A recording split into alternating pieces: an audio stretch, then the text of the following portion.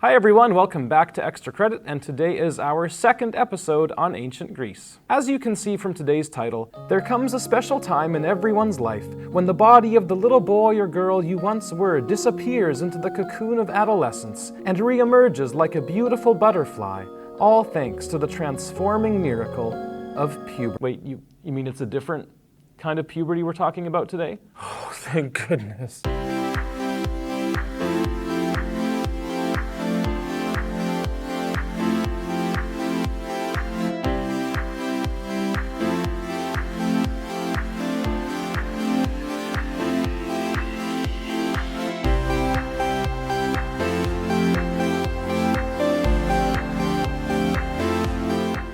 So last time we saw that in this series, instead of reviewing ancient Greece from start to finish, we're going to focus on the Persian Wars, meaning the epic showdown that took place between the Greeks and Persians and is told to us by the historian Herodotus. But before we get into that drama, we've got to do some setting of the stage and talk about what was happening in the larger timeline of Greek history before this earth-shattering invasion came near the end of what historians call the Archaic period. Now, the Archaic period, as you can see, is sandwiched right in between the somewhat ominous-sounding Dark Age and the more friendly-sounding Classical period. The Dark Age was a murky time of confusion and chaos when Greece had been colonized by outsiders and was kind of struggling to get by. Whereas the Classical period was the golden age of Greece, when all the things that we know and love about this civilization were going full steam ahead, from art, philosophy, and democracy to 3-patty burgers with homemade chili. Which means that the Archaic period was a time of transition and change when Greece was taking on all of the qualities that would one day make it famous. Or to use an analogy, if the Dark Age is baby Greece and the Classical period is adult Greece, then the Archaic period really was the puberty of Greece, except without all the zits, BO, awkward crushes, voice cracks, and all the other terrible things about real puberty. So what was happening during this magical time of change? Well, historians have identified at least 6 key trends that were going on during the Archaic period,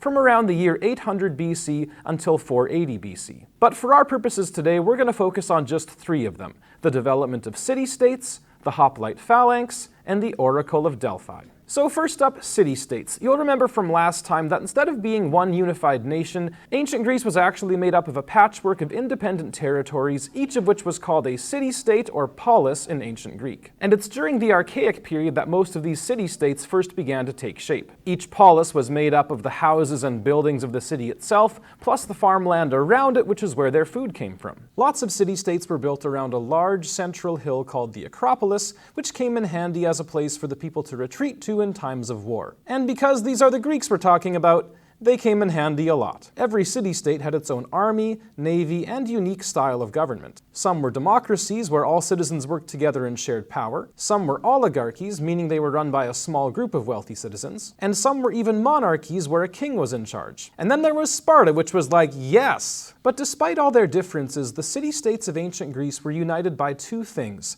a common religion focused on the Greek gods that we still know today, and a common language based on this alphabet, which most of us don't know today. But the main point here is that for the Greeks themselves, the polis or city-state was the center of their identity, meaning that as the Archaic period went along, people came to see themselves as Athenians or Spartans or Corinthians first, and as Greeks second. What this means is that when the Persian invasion finally did come at the end of the Archaic period, the Persians weren't fighting against one united land of Greece, but rather each city-state had to choose which side it would be on. And as we'll see later on, only a few dozen of them were either brave or stupid enough to resist the Persians, which gave them some pretty major street cred later. On that note, the second major development of the Archaic period was in the area of warfare, specifically something that we know as the hoplite phalanx. Now, hoplites were the standard Greek soldier, an infantryman who fought with a sword and a spear and was so heavily armored that he was pretty much a human tank. The name hoplite itself comes from their distinctive round shields, which were called a hoplon in Greek, and which formed the center of their tactics. A group of hoplites would work together in a formation called a phalanx, which was basically just a big group of guys standing together in a square or rectangle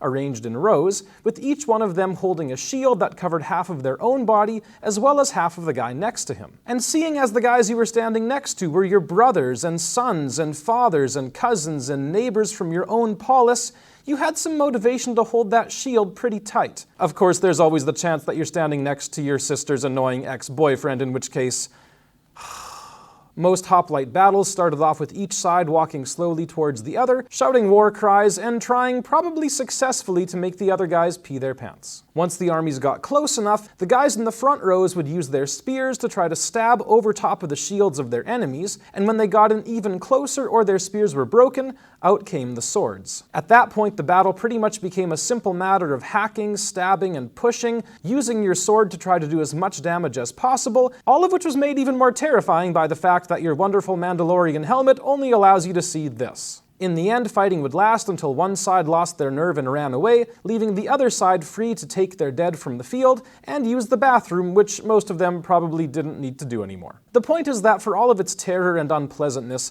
the hoplite phalanx was actually one of the most effective fighting systems of all time. In fact, before the Romans came on the scene, every single time that a Greek army using the phalanx fought a non-Greek army not using the phalanx, the Greeks won. Which means that when the Persian Wars finally did come, the fact that the Greeks were ridiculously outnumbered, and they were ridiculously outnumbered, was at least somewhat balanced by the fact that the Greeks had command of the world's most formidable fighting force. Finally, the last development in the Archaic period today that we're going to talk about is a delightfully bizarre institution called the Oracle of Delphi. And if you want to take a moment to put on your tinfoil hat, please do, because it gets weird. The Oracle of Delphi is one of these bizarre things that really straddles the line between myth and reality. It comes up over and over again in Greek mythology, but it was definitely a part of real history as well. Basically, the Oracle of Delphi was a temple in the town of Delphi, which was sacred to the god Apollo, who in Greek mythology was supposed to be able to tell the future,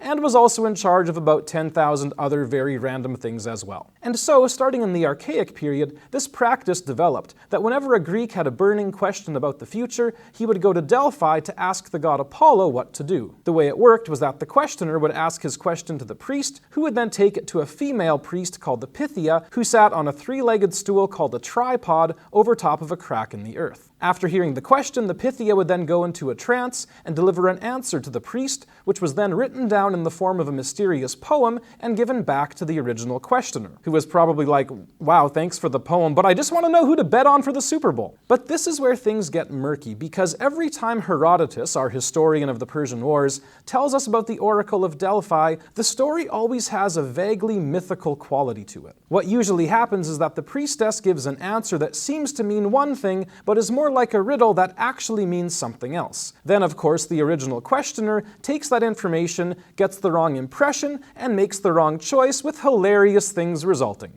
And by hilarious, I mean death. But as strange as all this sounds, the Oracle of Delphi really did play an important role in real Greek history, even if we can't quite pull apart the fact from fiction. Archaeologists even have a natural explanation for the whole thing, claiming that the priestess was actually getting high off of the methane fumes that came out of the earth underneath her tripod, hence all the weird trances and riddles. The point is that whatever the blend of myth and reality, the Oracle of Delphi matters, because it became an important focal point for the Greeks in times of trouble, and helped them come together to find a common solution for their problems, the biggest of which was about to be the appearance of several 100,000 angry Persians on their doorstep. So there you have it. By the time the Persian invasion happened in 490 BC, Greece had emerged from its own personal puberty to become a strong, confident, zit-free civilization ready to fight for its right to party. On that note, next time we'll meet one of the key players in the Persian Wars, the Greek city-state of Athens, which despite a history of 2,500 years of power and glory, apparently still can't afford nice things. Hey everybody, thanks for watching. I hope you're enjoying the start of this series on Greece so far. This week's pop quiz is, what is a Greek soldier called? Remember to drop off your answer in the ballot box in room 215 for your chance to win an edible prize. As always, work hard, read books, play outside,